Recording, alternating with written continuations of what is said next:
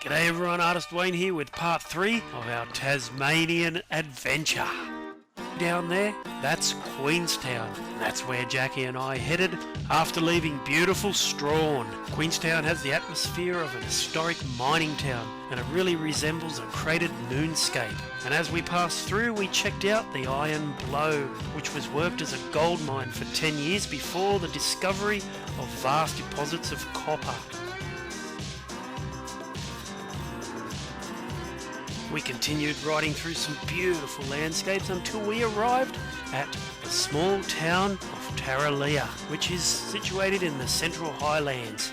We were staying for one night and we were doing it in style. Our accommodation was a luxury cottage, and after a beautiful meal in the Tarraleah restaurant, we happened to catch up with some old mates. G'day Steve and Kathy, and we shared some stories and a few dozen drinks until we got kicked out of the bar. The following morning it was time to feed the Highlander cattle.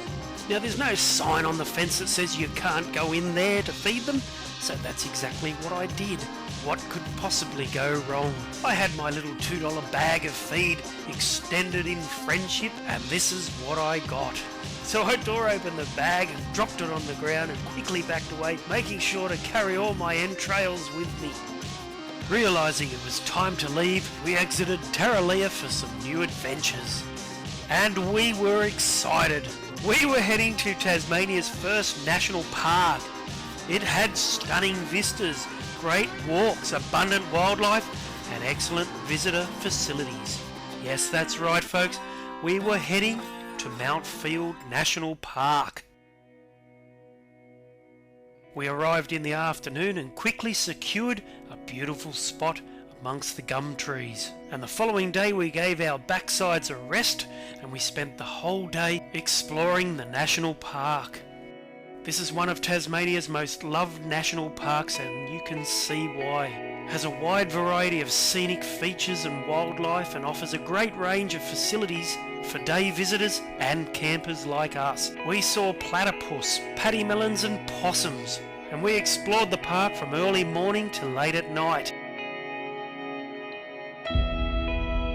The following morning we were travelling 150 kilometres west from Mount Field National Park to Lake Gordon and Lake Pedder, which are set in Tasmania's wild southwest wilderness and ringed with beautiful rugged mountain ranges. There is just so much beauty in Tasmania. Everywhere we look was just awe-inspiring.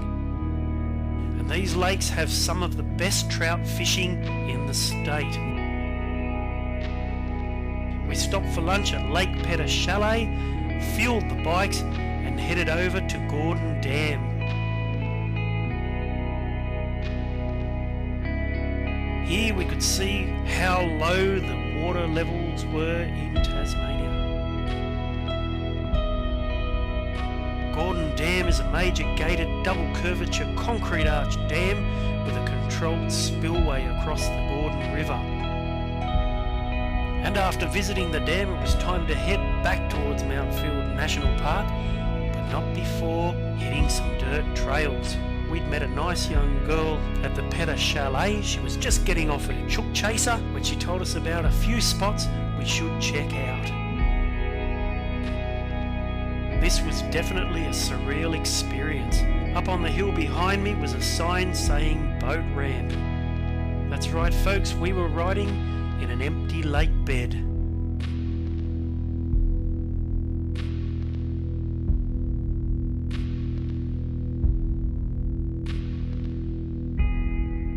Further down the road we took another dirt trail that we were hoping was going to take us to Adamsfield. The old town of Adamsfield was a mining camp in the 1920s that soon became home to some 2,000 workers and yet was abandoned within 30 years. This is the town that lived and died. 3 wonderful nights were spent at Mount Field National Park, but it was time to leave. Not before saying goodbye to one of my fans. This lovely lady sat there intently listening to all of my stories over breakfast. Then we were off like a dog shot up the bum. We were heading towards Tasmania's Midlands, and the further we travelled, the drier it got. After roughing it for 3 nights at Mountfield National Park, it was time for some comfortable accommodation. We were heading to the beautiful town of Ross. It's a historic town on the Macquarie River, and it's noted for its beautiful historic bridge and original sandstone buildings and convict history. And we arrived just in time to unpack, shower and have dinner at the local pub. The next day we had breakfast at one of the lovely cafes before walking around the town. Then it was time to hit the dirt trails. We were heading in the direction of Lake Leak, and this was beautiful rugged countryside.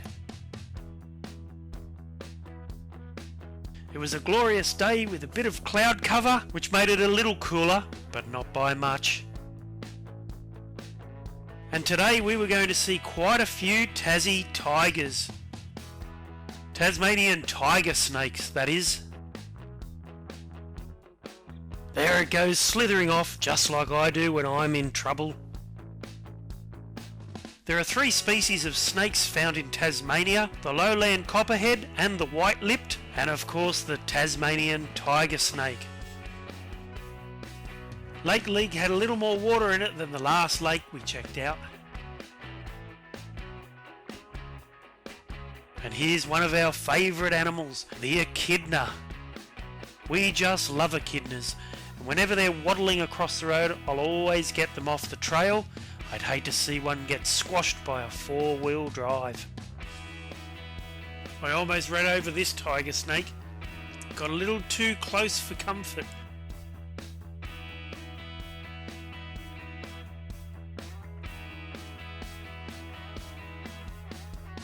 We were having a great day riding, even though we didn't know exactly where we were.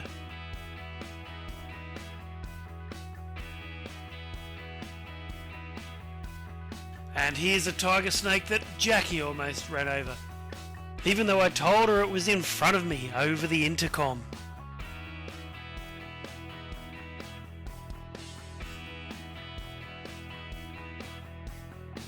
We rode through a lot of beautiful sheep farms, but boy, it was dry. Then we headed to one of Tasmania's oldest settlements, and with more than 150 sandstone buildings, it has the largest collection of any Australian town. That's right, we were visiting Oatlands for coffee and scones. Well, we'd had more awesome adventures, but it was time to pack and leave the beautiful town of Ross. And to find out where we went, I'm afraid you're just going to have to wait for the next video. I'm artist Wayne Dowson, and thanks for watching everyone.